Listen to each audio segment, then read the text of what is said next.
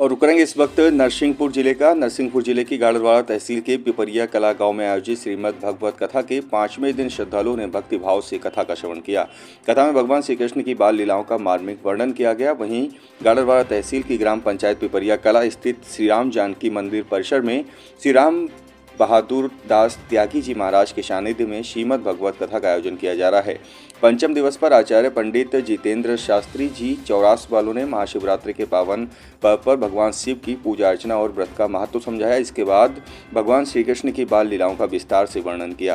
कथा के दौरान पूतना प्रसंग का उल्लेख करते हुए बताया गया कि कैसे बालकृष्ण ने पूतना का उद्धार किया। साथ ही माता यशोदा द्वारा भगवान को पंचगव्य से स्नान कराने का भी प्रसंग सुनाया गया।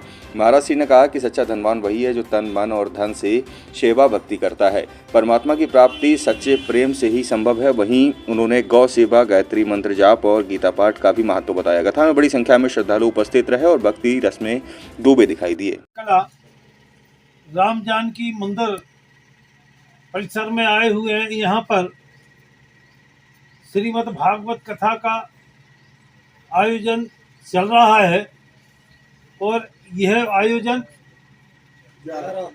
दिनांक 11/2/2026 से 17/2/2026 तक चलेगा, जिसमें हमारे परम पूज्य गुरुजी पंडित जितेंद्र शास्त्री जी चौरास वालों के मुखारबिंद से यह श्रीमद् भागवत कथा चल रही है और जिनके सानिध्य में यह कथा चल रही है हमारे परम पूजनीय महाराज जी श्री राम बहादुर दास जी त्यागी, जो कि कथा स्थल पर मौजूद हैं। मैं उनसे इस श्रीमद् भागवत कथा के संबंध में 2 शब्द पूछूंगा, जो महाराज जी हमें उसका जवाब देंगे।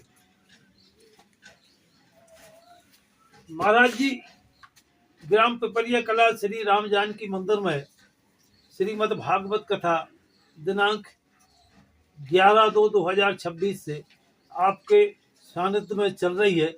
इस संबंध में आप क्या संदेश जनता को देना चाहेंगे? ये संदेश है कि गांव वालों की पैसा से चल रही है और भगवान की कृपा चल रही, राम जानकी मंदिर में चल रही, पूरा गांव का सहयोग है और सभी ब्राह्मणों का सहयोग है, से चल रही है। अब मैं हमारे ग्राम पिपरिया कला के पंडित चंद्र प्रकाश जी दुबे, जो कि श्रीमद् भागवत कथा में मुख्य यजमान है, उनसे भी मैं 2 शब्द सुनना चाहूँगा। ये भाई गांव का एकता, गांव को शांति के लिए ये कथा चल रही है, राम मंदिर में चल रही है। गांव में सब एक रहो, प्रेम शांति से रहना चाहिए, तो प्रेम व्यवहार से रहो और क्या, कल्याण के लिए चल रही गांव का। हमारे इस श्रीमद् भागवत कथा में हमारे जो यहाँ कथा में सहयोग कर रहे हैं हमारे पंडित जी राजेंद्र दीक्षित एवं अतुल कृष्ण शास्त्री जी, उनसे भी मैं इस संबंध में कुछ जानकारी लेना चाहता हूँ। हमारे परम पूजनीय श्री 108 है, श्री 108 है राम बहादुर जी त्यागी, जिनके सानिध्य में हम लोग ब्राह्मण लोग कार्य करते हैं। उनका यही एक उसूल है कि जन कल्याण हितार्थ है।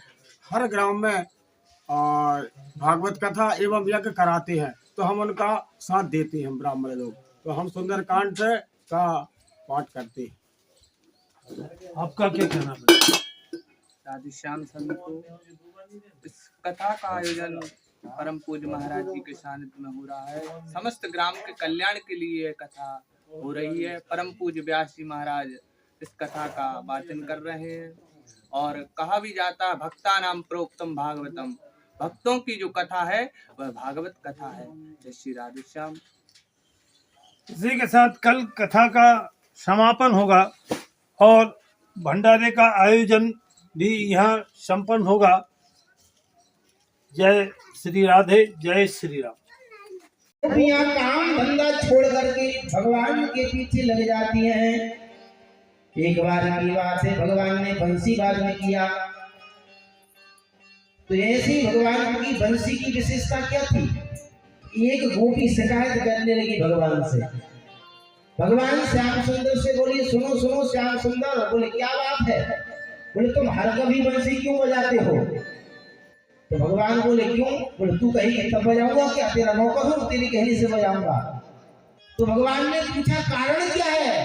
तो दूसरी गोपी बोली, प्रभु आप जब बंसी बजाते हैं, हम घर में चूल्हा सगलाते हैं, चूल्हे में आग लगाते हैं, और जैसे सूखी लकड़ी जब चूल्हे में लगाते हैं तो तुम्हारी बंसी की ध्वनि जब लकड़ी में लगती है तो लकड़ी में अंकुर उत्पन्न हो जाता है।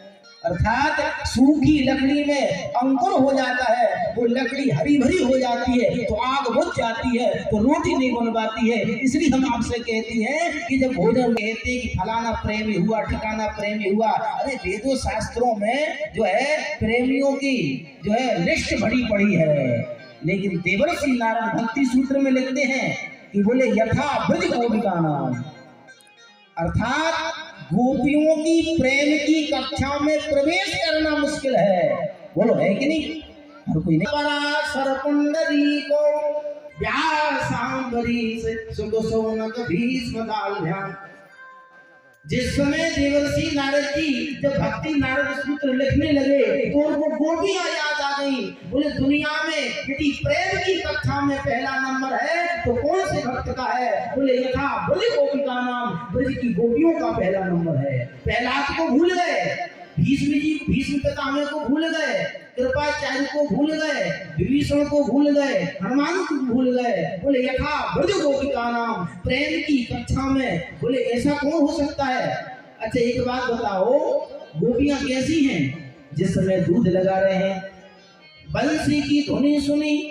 अच्छा एक बात जरूर सुनी है कि सूखी लकड़ी में अंकुर हो जाए, आज तक तो ऐसा कोई हुआ नहीं गोपियों को छोड़ करके। बंसी की ध्वनि सुनी और सूखी लकड़ी में अंकुर हो जाता था।